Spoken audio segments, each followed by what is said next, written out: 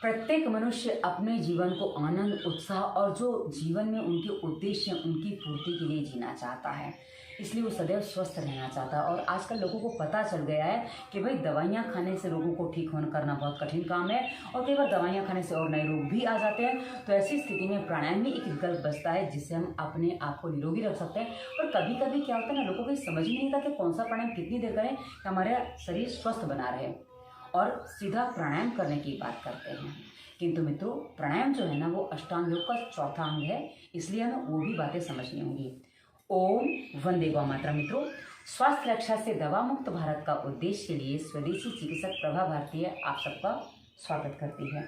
मित्रों, प्राणायाम अष्टांग योग का चौथा अंग है। पहला अंग यम, नियम, आसन, फिर आता है प्राणायाम। आगे हम नहीं जा रहे हैं, चार अंगों की हम भी बात नहीं करें, हम केवल चार अंगों के आरंभ की बात करेंगे। तो जब यदि आप कोई भी काम कर रहे हैं, सीधा चौथा काम करने जाएंगे तो आपका काम ठीक से नहीं होगा, कि आप सीधा चौथा स्टेप चढ़ने जाएंगे आप ठीक से नहीं चढ़ पाएंगे। इसलिए पहला, दूसरा, तीसरा स्टेप भी ठीक से चढ़ना अनिवार्य है। तो पहला, दूसरा, तीसरा स्टेप मैं आपको शॉर्ट में बता दूंगी, फिर चौथे स्टेप में हम थोड़ा विस्तार से चर्चा करेंगे कि आधे घंटे के प्राणायाम में आप कैसे प्राणायाम करेंगे आप अपने आप को स्वस्थ रख सकें, रोग आने से अपने आप को बचा सकें। तो पहले आपको बता दूं यम क्या है। यम में आपको मन शांत रहे इसका पूरी व्यवस्था दी जाती है। तो यम में आपको करना है चोरी नहीं करनी, किसी की निंदा चुगली नहीं करनी, सत्य, अहिंसा, अपरिग्रह और जिसे ये अस्तेय कहते हैं। तो ये चार अंग हमारे यम में आते हैं। अब इसको मैं छोटी सी बात में आपको बता दूं ताकि आपकी सारी चीज़ों का समाधान हो जाए कि आप ऐसे काम मत करिए जिससे आपको कम से कम अपने अपनों से झूठ बोलना पड़े। यदि आपसे किसी से झूठ बोलना पड़ रहा है आपको, तो ऐसा आपके अंदर से ग्लानि देगा जो आपको टेंशन दे देगा। वही मित्रों, दूसरों के साथ वही व्यवहार करिए जो आपको अपने लिए अच्छा लगता है, क्योंकि कई बार क्या होता है ना, हम दूसरे से तो कैसा भी व्यवहार करते हैं और हमें लगता है कि हमारे साथ लोग अच्छा व्यवहार करें, और आपको लगेगा भाई दूसरे गलत व्यवहार करें, पर आप अपने व्यवहार को अनुचित मत बनाएं, क्योंकि आपको अपने आप को पहले उत्तर देना है, दूसरे को बाद में कुछ करना है। तो आप अपने व्यवहार को ऐसा रखिए कि आपको वही व्यवहार सबसे अपेक्षित हो, तो ये आपके यम का पालन हो जाएगा। वहीं दूसरी बात है मित्रों, नियम। नियम क्या है? दूसरा जो है अंग है वो नियम ये है कि भाई आपके शरीर की अंदर से और बाहर से शुद्धि होनी चाहिए। अब आपका पसीना बहुत सारा आ रहा है, उस समय आप प्राणायाम करने बैठोगे तो आपके शरीर की बदबू ही आपको परेशान करेगी। आपके शरीर में जुएं हैं, आपने सफाई का ध्यान नहीं रखा है, डंडर बहुत ज़्यादा है, तो खुजलाते खुजलाते आपसे प्राणायाम नहीं होगा। तो ये आपको शरीर की बाहर से शुद्धि और अंदर से, जैसे यदि आपका पेट साफ नहीं है, आपके शरीर में बहुत सारा कुछ और हो रहा है, तो आप ऐसी स्थिति में प्राणायाम नहीं कर पाओगे। तो नियम आता है, नियम के अंतर्गत आपके शरीर की अंदर से और बाहर से सारी शुद्धियों का विधान है, जिसमें आपके ब्रह्मचर्य के पालन की व्यवस्था बताई जाती है। तो आपको इस अनुसार दूसरा नियम का पालन करना है। और तीसरी बात आ जाती है मित्रों, आसन। आसन क्या है मित्रों? आप इसको भी आसन कहते हैं जिसपे हम बैठे हैं, और किसी स्थिति में स्थिर होकर आराम से आप आधा घंटा पौना घंटा जिस दिन आपको प्राणायाम करना है ना, आप बैठ सके, वो आसन की स्थिति होती है। अब मैं आपको बता रही हूँ पद्मासन में बैठी, पर सबसे पद्मासन होना संभव नहीं है। तो आपको क्या करना है, आपको नॉर्मली लोग ऐसे करके बैठ जाते हैं, और ऐसे करके जब बैठते हैं प्राणायाम करने, तो आपको बता दूं जो पीठ सीधी नहीं होती ना, उसके कारण से उनको पीठ में दर्द हो जाता है। तो आपको क्या करना है, आप जब बैठे ना प्राणायाम करने, आपको दीवार का सहारा ले लेना कि आपकी पीठ सीधी नहीं हो रही है, तो आपको दीवार का सहारा लेना है। दीवार के सहारे आपको क्या करना है, एक सीधी दीवार होनी चाहिए, और पीठ पे कुछ कपड़ा लगा लीजिए ताकि आप सहारे से बैठे ना, कपड़ा मोटा हो, चादर वगैरह, शॉल वगैरह, ताकि आप जैसे भूमि ठंडी होती है वैसे ये भी ठंडी होती है, तो वो आपके शरीर में ना आए, इसलिए आपको लगा लेना है ताकि आप सीधे बैठ सको। बैठने में आपको ध्यान क्या रखना है, आपका पूरा भाग, ये जो नीचे का हिस्सा होता है ना, ये वाला, ये आपको पूरा का पूरा दीवार को टच कर देना है। उसके बाद आपका ये भाग और ये जो बीच में कर्व पड़ता है कमर में, देखो बीच में कर्व पड़ता है ना, वो हिस्सा थोड़ा बाहर को रहेगा, बाकी पीठ, सर, आपका सब कुछ आपने दीवार को सटा दिया। इससे आप देखेंगे आपके कपड़े में सलवटें आनी खत्म हो जाएंगी और आपकी पीठ सीधी हो जाएगी। और वहीं मैं आपको बता दी थी, आपको बैठने की स्थिति, आप नॉर्मल बैठ पाते हो तो आपको ध्यान क्या देना, आप ऐसे बैठते हो तो आपकी पूरी पीठ सीधी नहीं होती। आप देखिए मेरे कपड़े में सलवटें हैं। उसके बाद क्या करना, आपको एक पैर ऊपर करके आप ऐसे भी बैठ सकते हैं, और आपको एक और स्थिति बता दूं, आप ऐसे भी बैठ सकते हैं। किंतु मैं पद्मासन में बैठ के हमेशा मोस्टली प्राणायाम करती हूँ, तो मैं पद्मासन में बैठ के आपको बताऊंगी ताकि आप इसको और अच्छे से समझ सकें। जैसे हम आसन ठीक से लगाते हैं वैसे हमारे पेट की सलवटें ठीक हो जाती है। अब ये जो आपको दिख रहा है ना, यहाँ जो सलवट दिख रही है, ये अंदर जो मैंने ट्रैक पहना है ना, उसकी सलवट है, ये देखिए। उसके बाद तो सलवट निकल गई, ये देखिए, सलवट निकल गई, बराबर ना, सलवट अब वहाँ चली गई, क्योंकि वो पेट पूरा सीधा, ये जो हिस्सा है ना, ये जब गड़बड़ होता है ना, यहाँ से मुड़ जाता है तो ये गड़बड़ हो जाता है, तो ये सांस ठीक से नहीं चल पाती, जिससे हमारे प्राणायाम का ठीक से हमें पूरा सही लाभ नहीं मिल पाता। अब हम बैठ गए ठीक स्थिति में। अब हमें क्या करना है, सबसे पहले प्रार्थना करनी है। प्रार्थना आप जिस देवी देवता को मानते हैं उस अनुसार भी कर सकते हैं, पर हम जो प्रार्थना करते हैं हम आपको वो बताएंगे, उसके बाद आगे बढ़ेंगे। तो क्या करना है, सबसे पहले हाथ जोड़ लेने हैं, अपने हाथों को जोड़ लिया, मिला लिया इस तरीके से, और पहले 3 सांसों पर ध्यान करेंगे, उसके बाद 3 बार ओमकार का पाठ करेंगे। कैसे, सांस छोड़ दी, सांस ली, सांस छोड़ दी, दूसरी बार, फिर तीसरी बार छोड़ दी। 3 बार सांस लेना छोड़ना हो गया, उसके बाद 3 बार ओमकार का जाप करें। कैसे, सांस भर के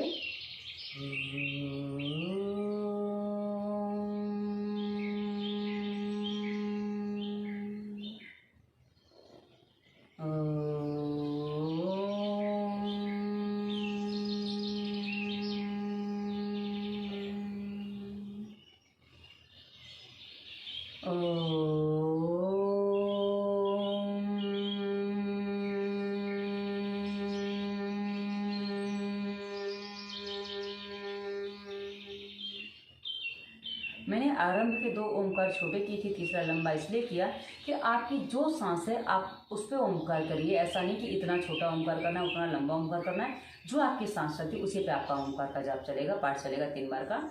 उसके बाद आपको मंत्र पाठ करना है। कैसे, ओम भूर्भुवः स्वः तत्सवितुर्वरेण्यं भर्गो देवस्य धीमहि धियो यो नः प्रचोदयात्। ओम त्र्यंबकं यजामहे सुगंधिं पुष्टिवर्धनम् उर्वारुकमिव बन्धनान् मृत्युर्मुक्ष्यमामृतात्। ओम सर्वे भवन्तु सुखिनः, सर्वे सन्तु निरामया, सर्वे भद्राणि पश्यन्तु, मा कश्चित् दुःखभाग् भवेत्। ओम असतो मा सद्गमय, तमसो मा ज्योतिर्गमय, मृत्युर्मामृतंगमय। ओम शांति शांति शांति। आपको मंत्र पाठ आराम से करना है, जल्दबाजी में भागना नहीं है। उसके बाद यदि आपको बंद आंखों से संपूर्ण संसार दिखाई दे रहा हो तो आप आंखें खोल के प्राणायाम कर सकते हैं, अन्यथा आंखें बंद करके आप हृदय में, नाभि में, गले में या फिर आज्ञा चक्र पे जहाँ माथा होता है ना, वहाँ पे ध्यान कर सकते हैं। और आपको संसार की कोई और चीज़ें दिखाई नहीं देनी चाहिए। आपको सांसों पे ध्यान करते हुए भस्त्रिका करना है। इस सांसों पे ध्यान प्राणायाम का मुख्य अंग है, इसलिए आपको प्राणायाम का मतलब ही सांसों पर नियंत्रण करना, सांसों पर ध्यान करना होता है। तो आपका इस स्थिति में प्रत्येक काम सांसों के साथ होगा, सांसों पे ध्यान के साथ होगा। सांस ली, सांस छोड़ी, ये आपके मन में निरंतर चलता रहेगा। तो अभी आप जो भस्त्रिका करेंगे आप हाथ जोड़ के छोड़ दीजिए, और आप चाहें तो ध्यान मुद्रा, ज्ञान मुद्रा या वायु मुद्रा, जो मुद्रा आपको लगानी है मुद्रा लगा लीजिए। यदि आप देखें मेरी आंखें बंद हैं पर मेरी दोनों उंगलियों, दोनों हाथों में मुद्रा लगी हुई है। आप देखिए जो मुद्रा में उंगलियां उपयोग हो रही हैं उसके अलावा बाकी उंगलियां सीधी रहेंगी। कोई भी मुद्रा आप लगाइए, बाकी उंगलियां सीधी रहेंगी। तो इस तरह आप मुद्रा लगा लीजिए और उसके बाद आपको भस्त्रिका प्राणायाम करना है। मैं आंखें बंद करके आपको दिखा रही हूँ, पर आप चाहे आंखें खोल भी सकते हैं। बंद आंखों से संसार बड़ा दिख रहा है तो क्या करना है, भस्त्रिका मैं आपको सामान्य सांस पे बताऊंगी, क्योंकि मेरी प्रकृति पित्त की प्रकृति है, इसलिए मैं अपनी प्रकृति के अनुसार आपको बताऊंगी कि मुझे कैसे करना चाहिए और कफ और वात की प्रकृति पे कैसे करना है। इस वीडियो के डिस्क्रिप्शन में संपूर्ण प्राणायाम की लिस्ट हमने दी है, तो आप अपनी प्रकृति के अनुसार कैसे चुनाव कर सकते हैं वो भी हमने विस्तार से बताया, ताकि आप अपनी प्रकृति के अनुसार सारे प्राणायाम करके अपने आप को हमेशा स्वस्थ रख सकें। क्योंकि और प्रकृति कहाँ से समझनी है, तो डिस्क्रिप्शन में आपको अपनी प्रकृति समझो और जांच विभाग प्लेलिस्ट मिलेगी, उसमें आपकी प्रकृति को समझने के लिए विस्तार से वीडियो है, ताकि आपको समझ सके कि आप कैसी स्थिति में। और दूसरी बात क्या है ना, क्योंकि प्राणायाम क्या होता है ना, उसको करने के बाद कई बार लंबे समय बाद परिणाम आते कि भाई हाँ कहाँ आपने सांस लेने में गड़बड़ कर ली और आपके शरीर में कोई नई समस्या आ गई। क्योंकि प्राणायाम से भी समस्याएं हो जाती हैं किसी किसी को, यदि आपको सही तरीके से निर्देश पता नहीं है तो। यदि आप अपनी प्रकृति के विपरीत प्रकृति में करो, कि जैसे जिसकी वात की प्रकृति उसको गति में कुछ नहीं करना, उसको बहुत शांति से करना है। पित्त की प्रकृति उससे गर्मी बढ़े ऐसा कुछ नहीं करना, उसको बहुत शांति से करना है। किंतु कफ की प्रकृति तो उसको गति भी बढ़ानी है प्लस उसको गर्मी भी बढ़ानी है, क्योंकि उसकी कफ की प्रकृति है। तो ये सारी बातें ध्यान रखनी पड़ती है। तो मेरी पित्त प्रकृति है मूल, तो मैं आपको सारी चीज़ें शांति से करके बताऊँ, क्योंकि मेरे लिए वही उपयोगी है। तो क्या है, हम भस्त्रिका करें, 2 से 3 मिनट भस्त्रिका करना है, 3 मिनट से अधिक नहीं करना है। भस्त्रिका से क्या होगा, आपको उससे पहले जैसा हमने कहा ना, नियम का पालन करते हो तो स्वास्थ्य नियम प्लेलिस्ट की वीडियो यदि आपने देखे हैं तो आपकी नाक में तेल पड़ जाएगा, आप पानी सही मात्रा में पिएंगे, उससे आपके अंदर की सफाई हो जाएगी, पेट से वगैरह साफ हो जाएगा। तो अब आप 3 मिनट जो भस्त्रिका कर रही हो उसमें आपकी नाक, दोनों नाकों से सांस खुल जाएगी। रोग नहीं है तो विशेष, तो आपकी दोनों नाकों से सांस खुल जाएगी शांति से। आप देख सकते हैं किस तरह मेरी सांस एकदम शांति से चल रही है। नॉर्मल सांस चलानी है, उस पर 2 से 3 मिनट आप ध्यान करेंगे, इससे आपकी नाक खुलने में सहायता हो जाएगी। और उसके बाद आपको करना है 5 मिनट कपालभाति। मुझे कपालभाति प्रतिबंधित था, अभी कुछ समय से मैं कपालभाति कर पा रही हूँ। मैं 5 मिनट से ज़्यादा नहीं करती हूँ, और जिसकी पित्त की प्रकृति उसको 5 मिनट से ज़्यादा नहीं करना, पर हाँ कफ की प्रकृति है तो 15-20 मिनट या आधा घंटा भी कर सकते हैं। तो कपालभाति कैसे करना, 5 मिनट कपालभाति करना कैसे, ये देखिए।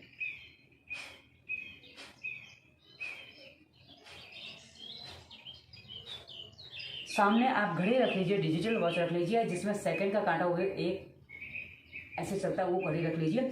जितनी बार आपके सेकंड चलेंगे उतनी ही बार आपका पेट हिलेगा, उससे ज़्यादा आपको नहीं करना। ये मेरी स्थिति है। हाँ, 1 मिनट में मुझे 55 से 65 से अधिक गति नहीं होनी चाहिए, मतलब 55 से कम हो जाएगा चलेगा, पर 65 से अधिक नहीं जानी चाहिए। तो क्या है मेरी गति,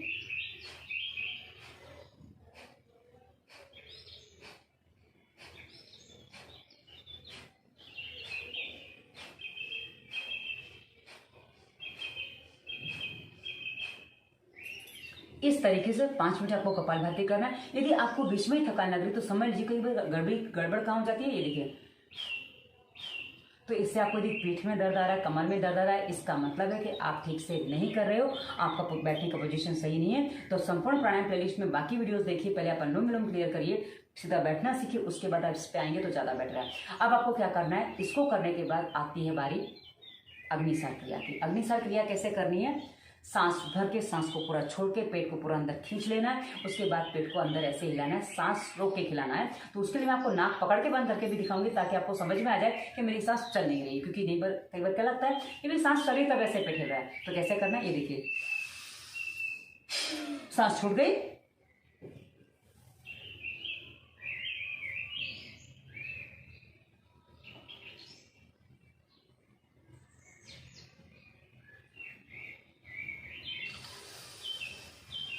आशा आपको समझ में आया होगा। अब मैंने एक बार नाक बंद पकड़ के आपको दिखा दिया, दूसरी बार मैं आपको क्या करूंगी, आपको गर्दन से नीचे ये जलंधर बंद लगा के दिखाऊंगी ताकि आपको पूरा समझ में आ जाए कैसे करना है।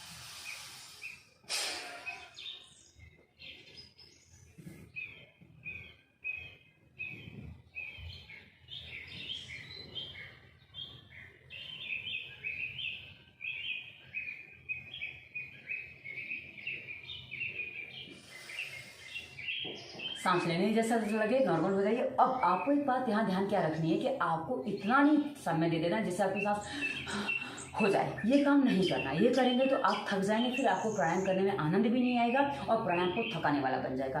तो आपको सांस उतनी देर रोकनी है। अब आपको अग्निसार क्रिया 2 मिनट करनी है। 2 मिनट इसलिए कर रही हूँ कि यदि आपकी 1 मिनट में एक अग्निसार क्रिया होगी तो आप 2 बार ही कर पाएंगे। तो यदि आपकी ये हिलने वाली जो स्थिति वो 5 से 10 बार हो रही है तो हो सकता है 10 बार भी कर पाए। तो डिपेंड करता है कि आपकी स्थिति कैसी है, आपकी सांस कैसी चलिए। देखो लोग ऐसे भी कर पाते हैं, बस इतना ही हो रहा है, कोई बात नहीं, ऐसे भी कर सकते हैं। आपसे जितना हो रहा है उतना करिए, पर इसे हमें टाइम पकड़ के और उसके बाद दूसरी बार वापस चालू कर दीजिए। सांस भरी, छोड़ के वापस वही क्रिया करिए जैसे।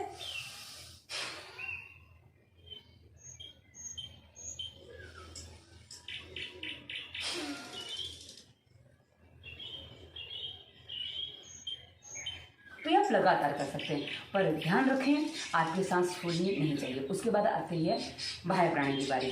बाह्य प्राणायाम भी आपको 2 बार करना है। 2 बार में 1 बार होगा, 2 बार होगा, 3 बार होगा, 4 बार होगा, मैं नहीं कह सकती। तो आपका जितनी बार हो पर 2 मिनट में आपको करना है। कैसे करना है,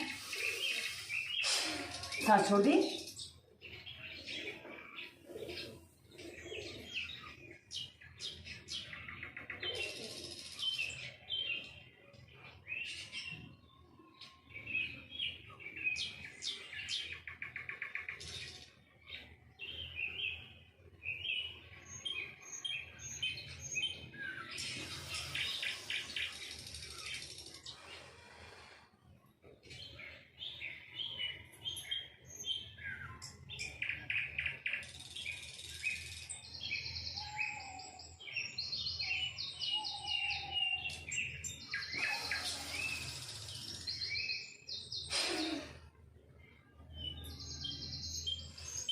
मैंने आपको 2 बार करके दिखाया। मेरी इस स्थिति में सांस करीब 1.25 मिनट रुक जाती है। तो आप समझ सकते हैं कि जब 1.25 मिनट सांस रुक जाती है, 1.25 मिनट अभी रोकने जाऊँगी तो वीडियो बहुत लंबा होगा और आप बोर होने लग जाओगे रुक जाएगी तो। पर आप देखिए मेरी सांस नॉर्मली फिर चलती है, ऐसा नहीं कि फिर हो रही। वो स्थिति आपकी नहीं बननी चाहिए, पहले कह दिया, वो थका देगी, तो ये आपको बचाना है। तो अब आप ये हो गया कितना, आपके 2 मिनट बाह्य प्राणायाम के हो गए। अब आपको 2 मिनट करना है क्या, ये उज्जाई प्राणायाम। कैसे करना है, सांस भरती है कैसे,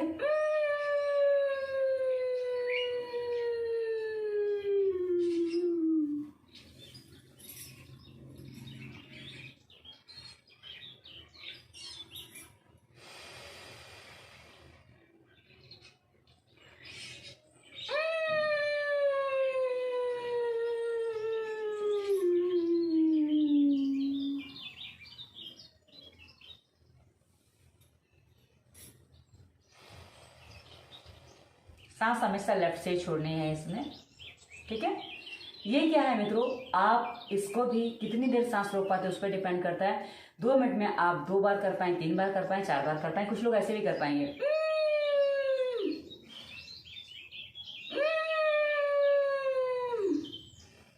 चलेगा, करिए। और इतनी भी सांस नहीं तो कैसे कर पाएंगे आप, शुरुआत करिए, धीरे धीरे हो जाएगा, लंबा भी हो जाएगा। अब इसमें इसको विस्तार से, कोई भी प्राणायाम यदि आप विस्तार से समझना चाहते हो, क्योंकि इसमें मैं आपको शॉर्ट में बता रही हूँ, पूरा डिटेल में नहीं बता पाऊंगी। यदि विस्तार से समझना चाहते हैं तो डिस्क्रिप्शन में आपको संपूर्ण प्राणायाम प्लेलिस्ट में अलग अलग प्राणायाम पर सारी वीडियो विस्तार से मिल जाएगी कि आप इसको कैसे आरंभ करें, कैसे सीखें। आप कर पाएंगे, कोई समस्या नहीं आएगी, तो वीडियो देखेंगे आप कर पाएंगे। उसके बाद मित्रों अब आपको करना है अनुलोम विलोम। 5 मिनट हमने कपालभाति किया था, तो हम 10 मिनट कम से कम अनुलोम विलोम करेंगे। अनुलोम विलोम कैसे करना है, नॉर्मल सांस पे आप अनुलोम विलोम जब करेंगे ना, आपको ध्यान क्या रखना है, आपकी इस हड्डी में खड्डा नहीं पड़ना चाहिए। जो गले की हड्डी होती है ना, उसमें खड्डा नहीं पड़ना चाहिए। आपका ये नहीं उठना चाहिए। आपका क्या है, सांस भरने में ये देखिए, सांस भरने में क्या होगा, क्योंकि है ना मेरा नीचे आ जाता है, क्योंकि मैं इलास्टिक टाइट नहीं पहनती, इसलिए वो जो पजामी होती है ना, मेरे नीचे आ जाती है, इसलिए आपको बार बार ऐसा लग रहा है। तो ये आप ऐसे, मेरा कपड़ा सीधा, ये बोला ना टेढ़े होने के बाद भी कपड़ा सीधा हो जाता है जी। इस तरह बैठने के बाद कपड़ा नॉर्मली सीधा नहीं होगा, पर यदि आप नॉर्मली सही बैठे तो सीधा हो जाएगा। अब क्या करना है, अनुलोम विलोम करना है। कैसे करना है, नॉर्मल सांस जो आपकी चली मैं उसी सांस पे करती हूँ। ये देखिए, सांस भरनी है, ये मतलब सांस भरी, सांस छोड़ दी, सांस भरी, सांस छोड़ दी, सांस भरी, छोड़ दी।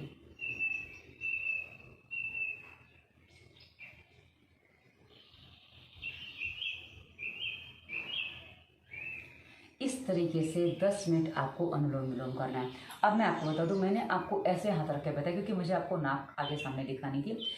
नॉर्मली आप यदि करेंगे ना, आप ऐसे करेंगे, ये आपकी ये उंगली उपयोग नहीं होगी, ये 2 उंगलियां और ये अंगूठा, ये उंगलियां प्रयोग करेंगे, क्योंकि ये वायु है और ये जल है और दोनों ही चंचल प्रकृति के होते हैं। जबकि अग्नि के बिना शरीर चलता नहीं, अग्नि निकल गई तो राम नाम सत्य है, मुर्दा बड़ा मस्त हो जाता है, क्योंकि अग्नि के निकलते ही शरीर ठंडा पड़ जाता है और ठंडा शरीर मृत्यु होता है।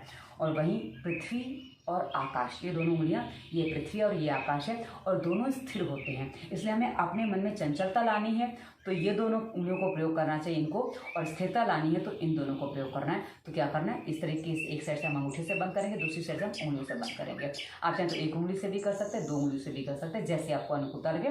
तो आपको ये ऐसे करना है, ठीक है। सांस भरिए,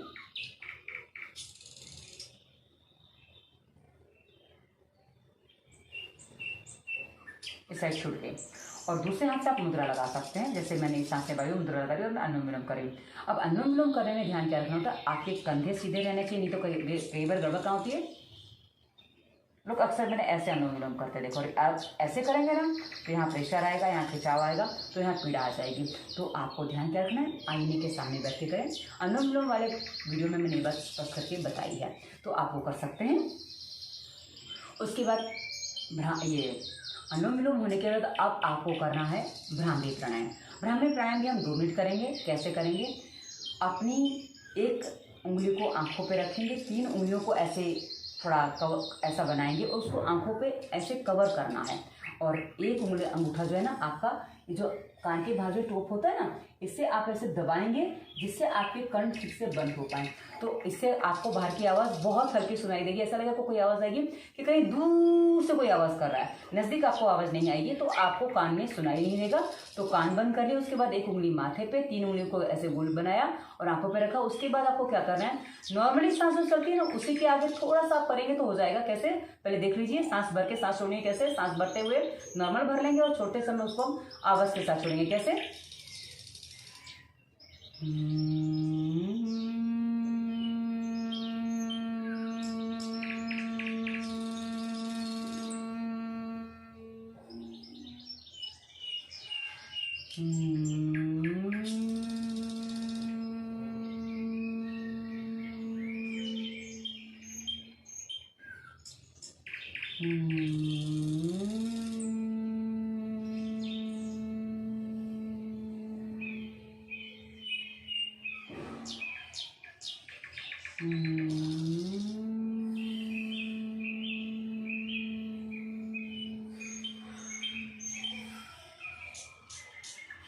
भ्रामरी प्राणायाम करते ही मन शांत हो जाता है। यदि आप आंख बंद करके प्राणायाम करते हैं तो ये सारे प्राणायाम आपको बहुत अधिक लाभ देने वाले हैं। उसके बाद आप करेंगे उद्गीत प्राणायाम। उद्गीत प्राणायाम में आपको करना है ओंकार का नाद। कैसे, सांस भरते हुए और छोड़ते हुए कैसे करना है। सांस नॉर्मली भरेंगे ऐसे, देखिए छोड़ते समय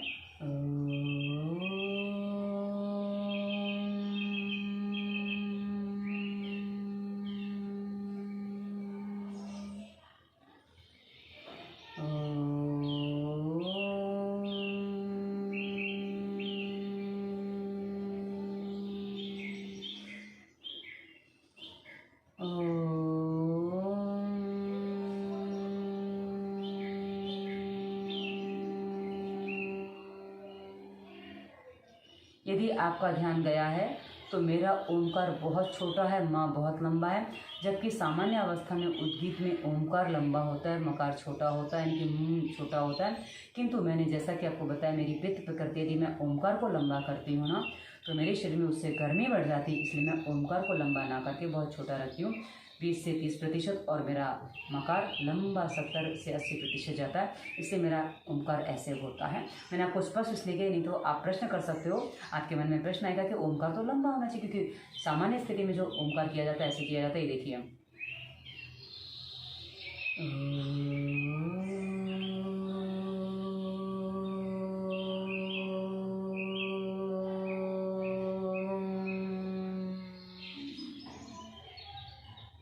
पर मैं से करती हूँ, मेरे शरीर में गर्मी बन जाती है, इसलिए ओंकार मेरा छोटा होता है, मकार लंबा होता है। ये मैंने आपको स्पष्ट किया ताकि आप इस बात को समझ सकें, क्योंकि आपको अपनी प्रकृति के अनुसार करना मैंने पहले ही आपको बता दिया। अब उसके बाद आपको करना है प्रणव का ध्यान। प्रणव यानी कि ओमकार का ध्यान। पहले हमने जोर से पहले हम भस्त्रिका कर रहे थे, उसमें सांस थोड़ी गति तेज होती है, और अभी सांस की गति आपको आवाज़ ना हो ऐसे करनी है। आप इसको बताते बताते आप सुनते जाइए कैसे करना है। सांस एकदम आपने मुद्रा लगा ली है, आंखें बंद हैं, और उसके साथ आप प्रणव का ध्यान करेंगे। मन में ओंकार का जाप चलता रहता है इसमें। अब इसके साथ आप जाप करिए। मैं आपको कुछ बातें बताई हूँ कि मैंने प्राणायाम, कौन से प्राणायाम से क्या होता है, मैं शॉर्ट में आपको बता दूँगी ताकि आपको प्राणायाम करने में इंटरेस्ट आए। जब आप भस्त्रिका प्राणायाम करते हैं ना मित्रों, स्वास्थ्य नियम के पालन के साथ, तो इससे आपकी नाक से ठीक से सांस चलने लग जाती है, और नाक से सांस चलने के बाद आप ठीक से कपालभाति कर पाएंगे। और कपालभाति जो है आपके पेट के अंगों को ठीक करता है, पेट के सभी अंगों को व्यायाम देता है, जिससे आपके पेट के सभी अंग सुचारू रूप से काम कर पाते हैं। अग्निसार क्रिया जो है ये थोड़ी गर्मी बढ़ाती है, तो जिनकी पाचन शक्ति कमज़ोर है, जिनको शरीर में ठंडक जाता है, जिनको शरीर में ऐसा लगता है कि भाई ऊर्जा की कमी है, उनको अग्निसार क्रिया अवश्य करनी चाहिए। अग्निसार क्रिया करने से आपका पाचन मजबूत होता है, और वही लाभ बाह्य प्राणायाम का भी है, दोनों के समान लाभ हैं। तो इसको आप करेंगे, ये आपके तंत्र को अच्छा बनाएगा, आपके पाचन तंत्र, आपके पेल्विक मसल, हमारे जो प्रजनन अंग है उनको भी मजबूत बनाता है। तो ये आपको बहुत अच्छी सहायता देता है, क्योंकि इसमें हमारा उड्डयन बंध, मूल बंध और जलंधर बंध तीनों बंध लगते हैं। ये हमारे मसल्स को मजबूत बनाते हैं। उसके बाद जब आप अनुलोम विलोम करते हैं, हमारे शरीर में जितनी भी नस नाड़ियाँ हैं, प्रत्येक नस नाड़ी को ऑक्सीजन पहुँचाने का काम ये अनुलोम विलोम का होता है। अनुलोम विलोम करने से हमारे संपूर्ण शरीर की नस नाड़ियों को संपूर्ण रूप से ऑक्सीजन मिलता है, जिससे हमारा संपूर्ण स्वास्थ्य स्थिर होता है, शुद्ध बनता है। और उसके बाद हम जो भ्रामरी प्राणायाम करते हैं, ये हमारे मन को एकाग्र करता है, हमारे मन को शांत करता है। और उसके साथ जब हम उद्गीत प्राणायाम करते हैं तो शांत मन से हम अपनी ऊर्जाओं को रूपांतरित करते हैं, क्योंकि जब उद्गीत प्राणायाम में जो गर्मी बढ़ती है, हम तो सकारात्मक होती है, पर पित्त की प्रकृति के साथ ये स्थिति थोड़ी सी गड़बड़ हो जाती है। इसलिए मैंने आपको बताया कि भाई उस स्थिति में आप उद्गीत जो करेंगे, थोड़ा ओंकार छोटा होगा, तो ये आपके संपूर्ण शरीर में जो ऊर्जाएँ हैं, अनुलोम विलोम से हमने जो शरीर के अंगों में जो ऑक्सीजन पहुंचाया, उसको सही तरीके से कार्य पर लगाने का काम ये भ्रामरी और उद्गीत प्राणायाम करते हैं। उसके बाद हम प्रणव का ध्यान करते हैं ना, ओंकार का जो ध्यान करते हैं, ये क्या करता है, ये हमारे संपूर्ण शरीर के अंग को, सिस्टम को पूरा ये एक्टिव बना देता है, जिससे हम नई ऊर्जा, नई ताजगी से भर जाते हैं और हम आज के अपने काम को करने के लिए तत्पर हो जाते हैं। तो यदि आधा घंटा आप इस तरह से, क्योंकि आप देख लीजिए 3 से 4 मिनट आपको प्रणव का ध्यान कर रहे हैं, यदि आप टाइम मिलाएंगे तो आधा घंटा से 35 मिनट आपका जाएगा और इतनी देर में आप संपूर्ण पूरे दिन काम करने के लिए एक नई ऊर्जा, नई शक्ति संचार के साथ तैयार हो रहे हैं। तो ये आपके लिए बहुत सस्ता है, क्योंकि दवाइयाँ खाने से बहुत महंगा सौदा हो जाता है, खर्चा भी होता है, समय भी जाता है और कुछ समाधान नहीं मिलता है। ये प्राणायाम आपको संपूर्ण स्वस्थ रखने में आपकी पूरी सहायता करता है। और जब आपका ये प्रणव का ध्यान हो जाएगा, यदि आप धीरे आरंभ में आप आँख खोल के करेंगे, पर धीरे धीरे अभ्यास करेंगे तो आपकी आँख बंद करके आप अभ्यास कर पाएंगे, समस्या नहीं आएगी। तो उसके बाद आपको क्या करना है, आपको फिर से शांति पाठ करना है, क्योंकि हमने आरंभ में प्रार्थना की थी, तो अंत में हम शांति पाठ करेंगे। शांति पाठ में